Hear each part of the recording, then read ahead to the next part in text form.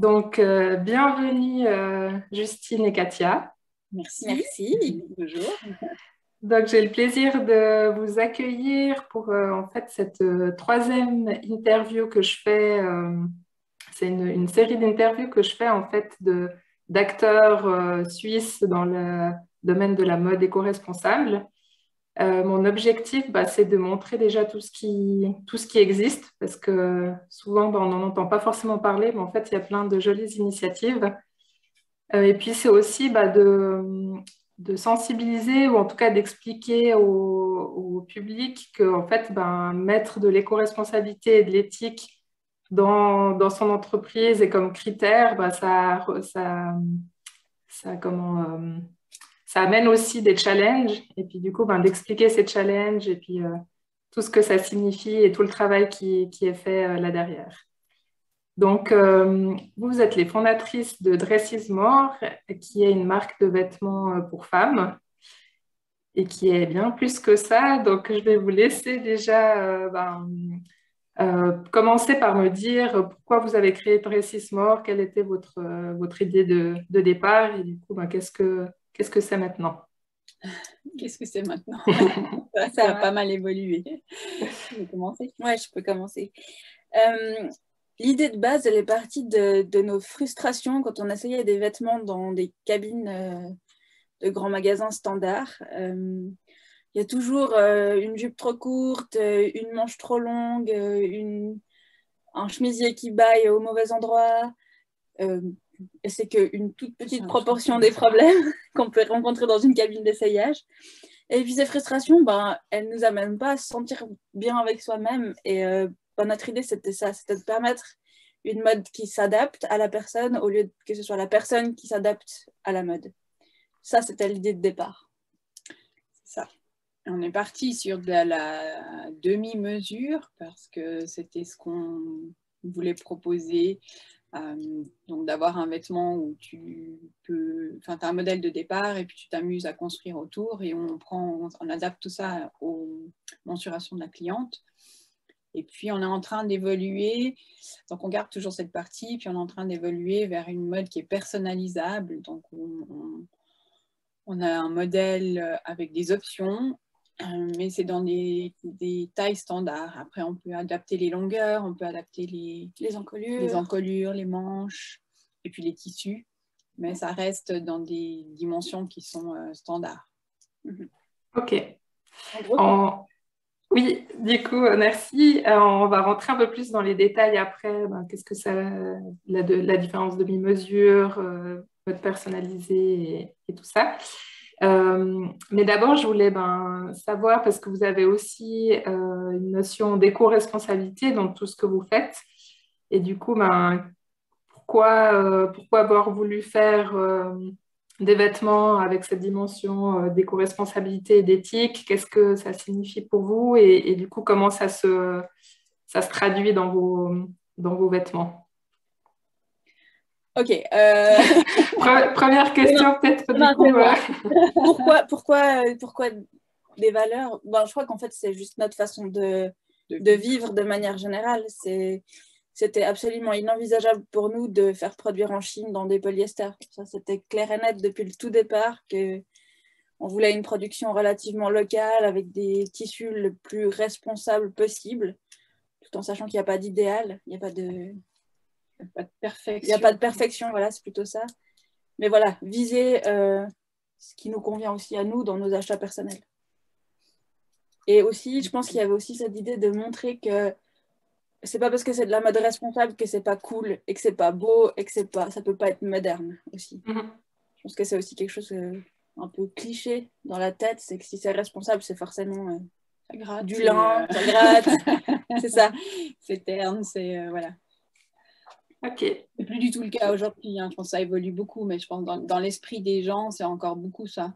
Oui, c'est vrai, ouais. Et c'est vrai que je pense que c'est une des premières choses à faire changer, effectivement. Ouais. Deuxième question, c'était quoi? Et du coup, deuxième question, c'était comment vous traduisez ça en fait dans les choix que vous faites pour que vos vêtements soient éco-responsables? Alors, déjà, on produit que sur commande, donc on n'a pas de stock. On achète les tissus au fur et à mesure et c'est uniquement à la commande qu'on produit. Donc, à part les quelques modèles qu'on a pour les essayages des clientes, on n'a jamais de stock d'avance. Donc, pas de déchets et d'invendus. Ouais. On choisit des matières qui sont autant que possible éco-responsables, donc on évite tout ce qui est polyester. Là, on a une grande tendance à aller vers le tencel parce que c'est vraiment un truc qui est incroyable à porter, mais aussi quand tu connais toute la démarche derrière et toutes les façons, tous les critères de production, c'est vraiment une matière qui est géniale à tout point de vue en fait. Et qui rend aussi super bien les couleurs. Là, on porte les deux du tencel et ça clash, quoi. C'est vraiment agréable à porter et voilà. Donc le fait que ça soit en plus écologique, c'est magnifique. Ouais, on aime. C'est vrai que le tencel, c'est vraiment une super matière et qu'on peut retrouver aussi dans différentes finitions, épaisseurs, tombées. Complètement, oui. Ouais. Le panel est très large. Et puis, on essaye de recycler aussi nos chutes, de les utiliser en fait. Donc, on fait des chouchous, pour l'instant, on a surtout fait des chouchous et des bandeaux. Mais on essaye vraiment d'utiliser au maximum la matière. Ouais. Et puis... Ouais, on a aussi choisi, pardon, je te coupe. Mais oui, non, vas-y. On a aussi choisi là pour notre dernière collection des boutons qui ne sont pas en plastique, par exemple.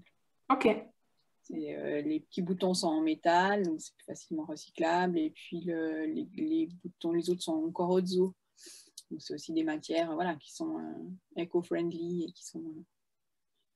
c'est des petits détails, mais on essaye de faire attention à ça. Ouais, c'est chouette, c'est top. Et puis, niveau éthique aussi, vous avez une production en Suisse et depuis peu en France, donc pas loin non plus. Et ça, c'était aussi quelque chose d'important pour vous, je pense. Absolument, oui. Moi, j'ai visité pas mal d'usines en Chine quand je travaillais dans le prêt-à-porter et c'est vrai que j'arrive pas aujourd'hui à me dire qu'on peut faire produire là-bas et puis avoir l'esprit tranquille, en fait. C'est des missions qui sont... je peux pas, c'est inimaginable en fait. Ça va tellement loin dans l'utilisation de l'être humain que c'est pas quelque chose on pourrait pas dormir sur nos deux oreilles, quoi. Non, ça serait pas possible, clairement. Sans compter tout ce que ça implique au niveau du transport, de la pollution. Et qu'au niveau de l'être humain, c'était pas envisageable. C'est vrai qu'idéalement, on aurait voulu rester en Suisse pour l'ensemble de notre production. Bon, la Suisse n'est pas un pays qui a une grande histoire de mode et de confection. Donc, il y a aussi beaucoup de métiers qu'on ne retrouve pas, difficilement. Et donc, il y a moins cette connaissance et ce potentiel, en fait, d'atelier ou c'est vraiment des compétences qu'on retrouve peu. On a quand même dû se résoudre à délocaliser certaines pièces. Oui, non, c'est seulement certains modèles qui sont un peu plus élaborés, qui demandent plus de travail. Sur ces pièces-là, on part en France, mais on ne va pas plus loin, quoi. Oui. Mais oui, je trouve quand même super intéressant que vous ayez quelques pièces qui soient faites ici par des couturières indépendantes, hein, si je me souviens bien. Du coup, c'est aussi quand même une manière de valoriser leur travail et de le faire ici. Puis c'est comme tu l'as dit, c'est super rare parce qu'il y a pas cette tradition de la couture en Suisse, mais de le faire quand même à votre échelle et avec ce que vous pouvez, je trouve ça vraiment chouette. Merci. Et puis toutes les pièces qui sont demi-mesure restent en Suisse aussi. Oui, ça c'est vrai. Parce qu'on prend les mesures, parce qu'on a besoin de transmettre des éléments plus précis aux couturières. Donc on les voit et on travaille avec elles. C'est aussi chouette d'avoir cet échange avec elles. Oui. Prendre leurs idées et puis aussi, au niveau technique, elles ont toujours des très bonnes idées pour qu'on puisse faire ce que la cliente a envie, en fait. Oui, c'est top, c'est cool. Et du coup, est-ce que vous avez des contraintes, challenges qui sont dues à cette recherche d'éco-responsabilité et d'éthique? Oui, Il y en a forcément. Sinon, tout le monde ferait du responsable. J'espère, en tout cas. Ouais, Je pose la question, mais je connais déjà la réponse. Toi, oui, tout le monde pas. Il y a déjà la question des tissus, en fait. C'est clair que le choix dans les tissus éco-responsables est nettement plus limité. En termes d'imprimé, en termes de couleur. En termes de support, matière, c'est bien restreint. Surtout si on veut partir sur des matières naturelles, hein. Dans des polyesters ou des acryliques, tu trouves des trucs fous, on va dire, au niveau visuel. Dès que tu veux passer sur des matières naturelles, produites en Europe, bio si possible, enfin, on n'a pas encore du bio. Nous, on n'a pas réussi à trouver encore. Mais voilà, toutes ces contraintes-là, oui, elles font que c'est beaucoup plus compliqué au niveau de la matière. Au niveau de la production, c'est des autres coûts, simplement. Mais au niveau de la matière aussi, tout ça, à chaque fois, ça implique des coûts supplémentaires. Mais voilà, après, ça nous permet aussi d'être en accord avec nos propres valeurs. Donc, c'est quelque chose qu'on fait volontiers. Mais c'est vrai que la production demande aussi une autre logistique. La production à la commande, en fait, demande d'être beaucoup plus présent, finalement. Oui, ça demande plus d'organisation, plus de réactivité, plus de gestion. Ok. Plus compliqué que d'avoir du stock et puis de piocher dans le stock puis de l'envoyer quand on a une commande. C'est clair. Et puis donc, vous avez mentionné avant que vous aviez une partie en demi-mesure et une partie qu'on pourrait appeler de la personnalisation.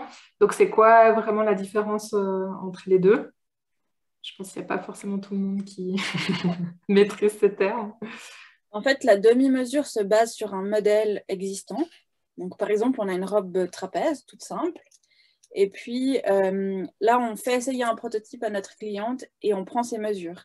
Et on adapte la robe portefeuille à ses mesures. Et puis après, elle choisit toutes les options, la même chose que dans les pièces personnalisées. Il y en a beaucoup plus parce que du coup, dans la demi-mesure, tu peux vraiment choisir l'encolure à la profondeur que tu veux, la manche à la longueur que tu veux. Enfin, c'est beaucoup plus... On va plus loin. Dans le... Oui, c'est pas du sur-mesure parce que le modèle de base existe déjà, mais par contre, après, c'est vraiment pile poil à la taille de la cliente. Oui, puis du coup, dans les détails, dans les options, ça permet aussi plus de choix et de variantes et de personnalisation. Mais ça nécessite d'avoir la cliente physiquement sous la main pour qu'elle vienne essayer un prototype et qu'on puisse prendre ses mesures. Et c'est pour ça qu'on a développé l'autre partie qui est la mode personnalisée vraiment. Cette partie-là est disponible sur notre site en ligne. Et puis la cliente peut choisir donc, le modèle de base, la même chose, sa taille, les tissus et puis certaines options selon le modèle. Ok. Mais du coup, elle ne choisit pas la longueur de sa manche, elle ne va pas choisir la longueur précise de sa robe. On en a prédéfini. Et puis, en gros, c'est ça la différence. C'est qu'on ne va pas aussi loin dans la mode personnalisée que dans la mode en demi-mesure. En fait, ça permet déjà d'avoir des pièces quand même adaptées à ses envies et puis du coup de manière plus accessible, soit en termes de niveau de prix, mais aussi de ne pas avoir à prendre un rendez-vous. Et donc, Et suivant où habite la cliente, c'est aussi plus simple parce que c'est vrai que venir à Lausanne ou à Aubonne, c'est pas forcément évident. Oui. Et du coup, ça permet déjà beaucoup en termes de personnalisation et d'adaptation à la morphologie parce que ne serait-ce qu'une manche, on a 3 manches, pour l'instant, on a 3 manches différentes. Suivant ta carrure, suivant ta longueur de bras, tu en choisis une ou tu en choisis une autre, le rendu sera différent. Les longueurs de robe, ça aussi, on en a 4. Donc, que tu sois petite ou grande, il y en a forcément plusieurs qui vont rendre ce que tu veux comme vêtement, en fait. Oui, c'est cool, c'est hyper intéressant. Et c'est vrai que la première fois que vous avez lancé ça ce printemps, j'étais étonnée de toutes les possibilités. En fait, quand quand on a choisi un tissu, un type de manche, une longueur, bah, finalement, on est presque sûr que personne a exactement le même vêtement, quoi. Juste pour rigoler, j'ai fait tout à l'heure le calcul de combien il y a de possibilités sur une robe. Une de nos robes aujourd'hui, on arrive à plus de 3200 possibilités. Ah oui, effectivement. Taille, tissu, manche, encolure, longueur. Sur une robe, on arrive à plus de 3200 possibilités. Ouais, donc ouais, on peut presque dire qu'on a un vêtement unique, quoi. Voilà, ouais, c'est ça l'idée. Ok. Et l'autre chose que je trouve très intéressante, c'est que vous avez un grand choix de taille. Vous allez, sauf erreur, du 32 au 54. Et c'est vrai que c'est quelque chose d'assez rare.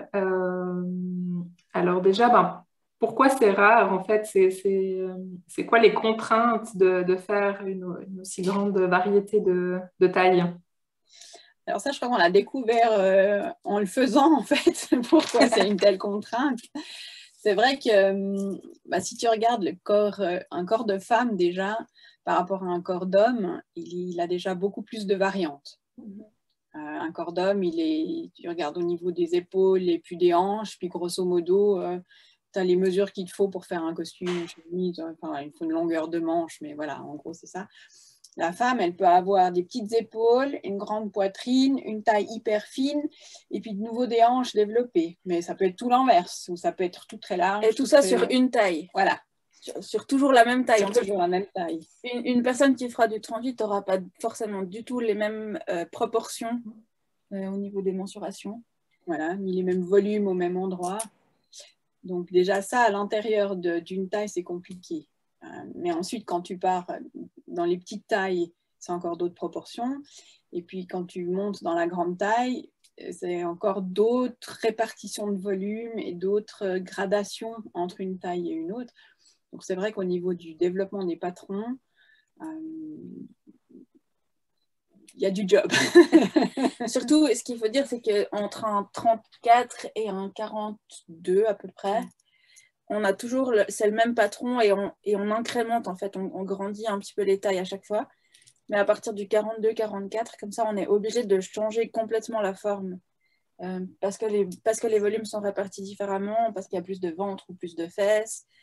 Donc, mais pas forcément beaucoup plus d'épaules. Oui, je vois, oui. Ouais, c'est une autre forme en fait de patron. Donc, ouais. Complètement. C'est ça. Et puis, on s'est rendu compte que la connaissance sur le marché, même si tu as des pros du patronage ou du modélisme, c'est encore quelque chose qui est où tout le monde avance un peu à tâtons, quoi.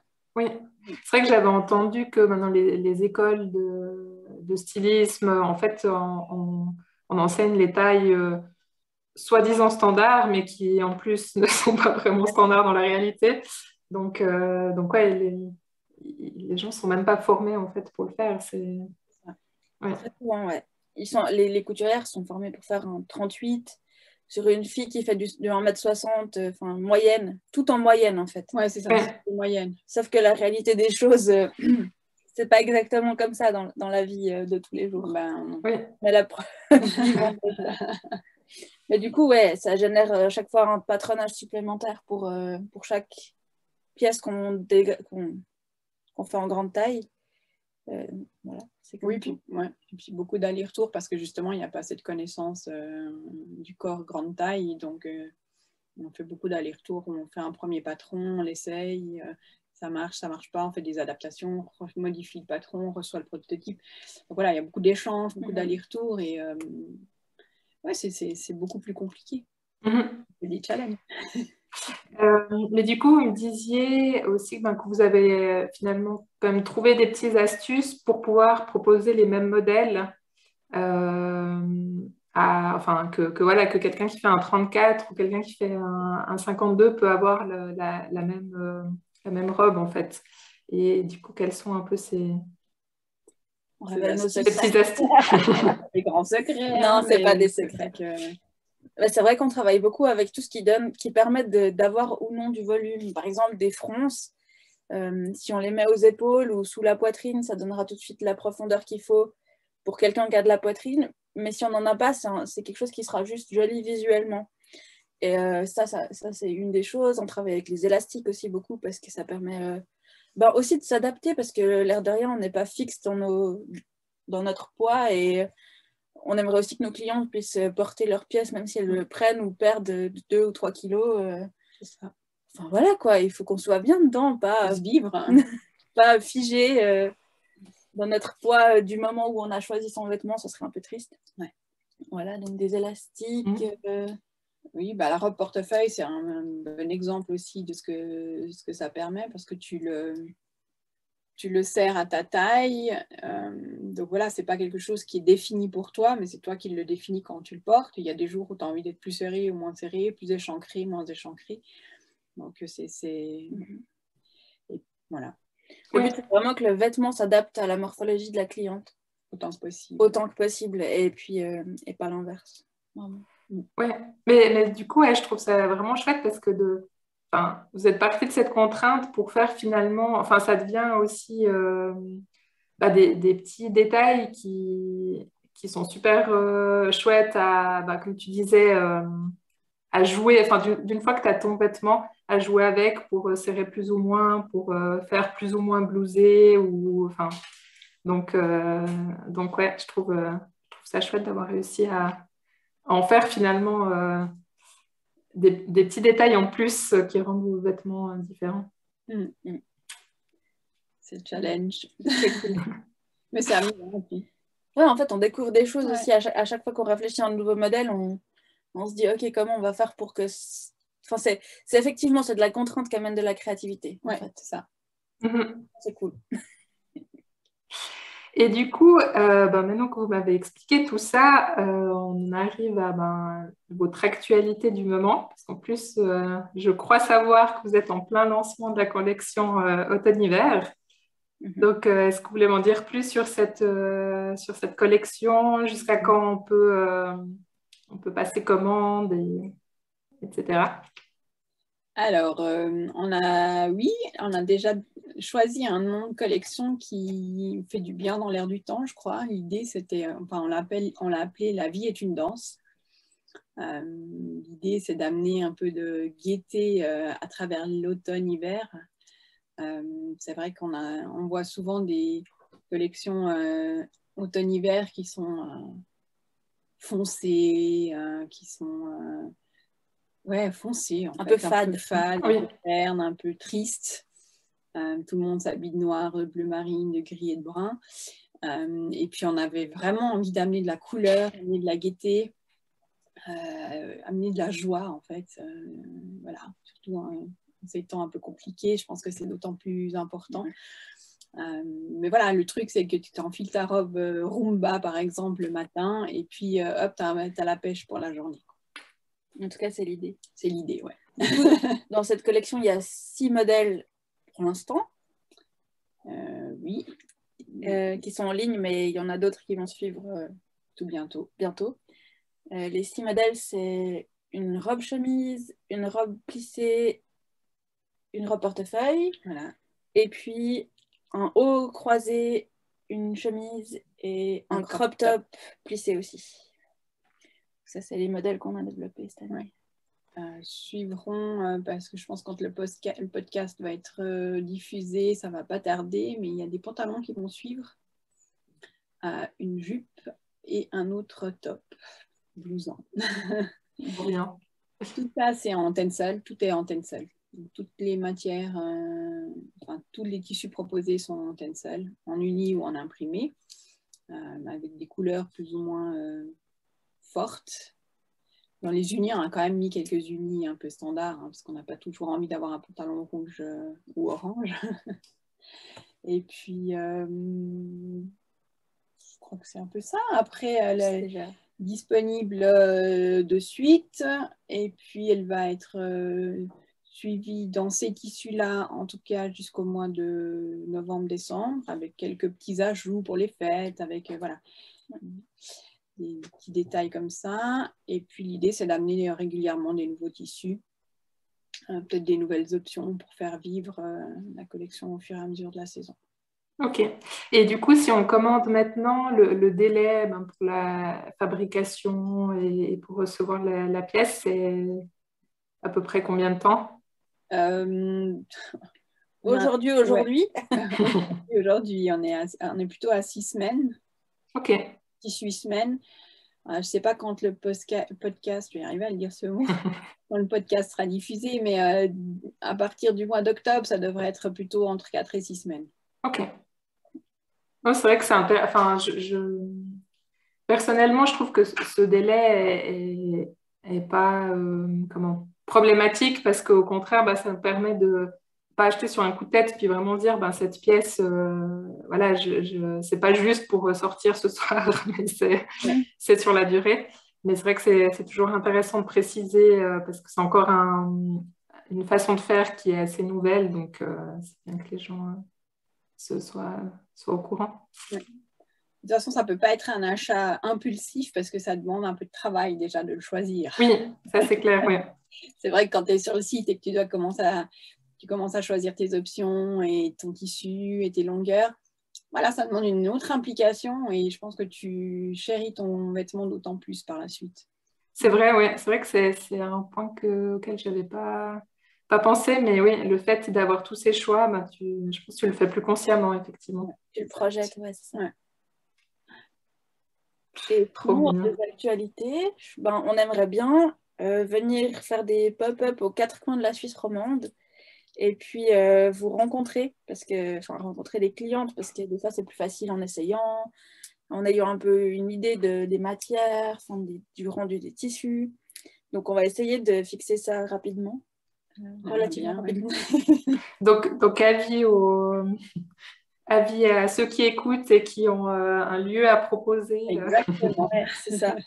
On peut déjà dire qu'on sera entre le 19 et le 21 novembre au festival The Green Drop. The Green Drop, mais il y a un autre nom, le festival. Oui, j'ai un blanc maintenant. The Good as New. Voilà. Good as New, ouais, Good as New, exactement, à Genève, donc du 19 au 21 novembre. Et là, on aura un temps avec les modèles que vous pourrez essayer, que vous pourrez toucher. C'est vrai que ça donne une dimension quand même supplémentaire de pouvoir voir, toucher et d'avoir aussi vos conseils. Donc, je mettrai de toute façon toutes les infos dans les notes pour qu'on puisse vous retrouver, savoir ces dates, tout ça. Parfait. Oui, merci. Et puis du coup, pour terminer, je pose toujours cette question de quels aspects de cette aventure un peu folle vous plaît le plus? Je pense qu'on peut être aspect au pluriel. Ouais, hein, il y en a plein. On a fait une petite liste là. Une petite liste. Mais ouais, je pense que en fait, c'est toi qui l'as dit, donc vas-y, reformule-le. Non, je pense que ce qui nous motive le plus, c'est vraiment de pouvoir offrir autre chose que le prêt-à-porter standard, on va dire. De vraiment de pouvoir offrir quelque chose qui est unique et qui permet à la femme de se libérer, en fait. Je trouve la femme s'est mise ou s'est laissée mettre beaucoup de standards, beaucoup de pression, de choses à respecter. Et puis, moi, j'ai envie qu'on casse un peu tout ça. Et puis que, voilà, si tu as envie de mettre du vert, mais on t'a dit que le vert t'allait pas, tant pis. Si tu es petite et que tu as envie d'une robe maxi, pourquoi pas. Voilà, de pouvoir se libérer un petit peu de tout ça. Et puis, je crois que c'est vraiment ce qui nous motive. Ouais. Et puis, ce qui nous motive aussi, c'est de voir les clientes, quand elles essayent leurs pièces et qu'elles rayonnent. Enfin, franchement, c'est toujours dingue quand elles se rendent compte que, oui, c'est adapté, c'est fait pour elles, ça leur va bien, la longueur, elle est bien. Ouais. Le tissu, il leur plaît vraiment. C'est pas la couleur de l'année qu'on trouve dans le magasin parce qu'il y a rien d'autre. Et ça, c'est vraiment, je trouve que c'est très gratifiant. C'est gratifiant pour nous et pour elle, en fait, on se rend compte que c'est vraiment, elle s'offre quelque chose de spécial. Elle s'autorise à s'offrir quelque chose à elle d'unique, de différent. Et c'est toujours des moments qui sont super émouvants, en fait. Ouais. Puis après, il y a les aspects un peu plus qui nous concernent, nous. Tout ce qui est continuer à apprendre, parce que là, pour le coup, depuis 3 ans, qu'est-ce qu'on a appris? Dans tous les niveaux. Hein. À tous les niveaux, non mais absolument tout. Enfin, c'est ça. À tous les jours, découvrir des nouvelles choses et puis la liberté. C'est ça. Travailler ensemble. Travailler ensemble. Ouais, tout ça, c'est des aspects super positifs. Trop bien. En tout cas, ouais, j'adhère totalement à votre vision que, en fait, on ne devrait pas se mettre des contraintes sur ce qu'on peut ou pas porter. Et finalement, il n'y a que nous qui pouvons décider ce qu'on a envie ou pas. Et puis ouais, on a mis trop de règles sur quelle est la bonne couleur, la mauvaise couleur, la forme. Enfin, voilà. Donc c'est top que vous envisagiez ça dans ce sens-là et puis du coup, que vous proposiez aussi toutes ces possibilités pour faire autrement. Donc, c'est cool. Et du coup, quelles sont vos inspirations, motivations pour développer Dress Moore au quotidien? Beaucoup viennent des clientes. Hein. Ouais, beaucoup viennent des commentaires ou des idées des clientes. C'est vrai qu'elles sont super créatives. On essaye d'écouter au maximum, de leur demander leur avis sur les couleurs, sur les tissus, sur les formes qu'elles aimeraient ou qu'elles aimeraient trouver chez nous. Donc ça, c'est vrai que c'est une bonne source d'inspiration. Ouais. Il y a aussi ce que nous, on vit au quotidien et qu'on aimerait trouver pour nous et qu'on ne trouve pas. Toujours. Puis après, c'est vrai que dans les Bernardins, j'aurais un gros problème, c'est de se limiter dans le choix des tissus. Non, mais sérieusement, vous imaginez même pas. C'est vraiment un truc, voilà, on essaye chaque fois de se poser, ok, alors pour cette collection, c'est 4 imprimés maximum. Pardon. Voilà, on n'y arrive pas. Ça arrive jamais. D'ailleurs, j'invite les personnes qui nous écoutent à vous suivre sur Instagram parce que vous partagez souvent en story justement quand vous faites la sélection des imprimés. Du coup, on voit effectivement vos choix cornéliens, mais vous proposez aussi aux personnes de voter. Donc, je trouve aussi cool de se dire, voilà, je vote et puis après, peut-être que cet imprimé se retrouvera dans la collection. C'est top de pouvoir prendre part aussi déjà en amont, en fait. Donc, ouais.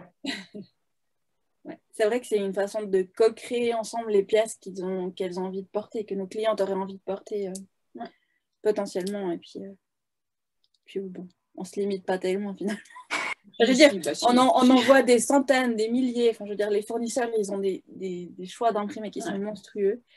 Et voilà, il faut quand même qu'on choisisse. Mais on arrive quand même encore à leur faire changer des détails sur la composition. On l'aimerait un peu plus gros, ou on l'aimerait un peu plus rouge, ou on l'aimerait vert au lieu de bleu. Enfin, voilà. Et ça, c'est génial qu'on a des fournisseurs qui sont réactifs et qui nous permettent, avec nos petites quantités, de faire des imprimés qui sont uniques, quoi, qui sont exclusifs à nous. C'est vrai que je vois bien.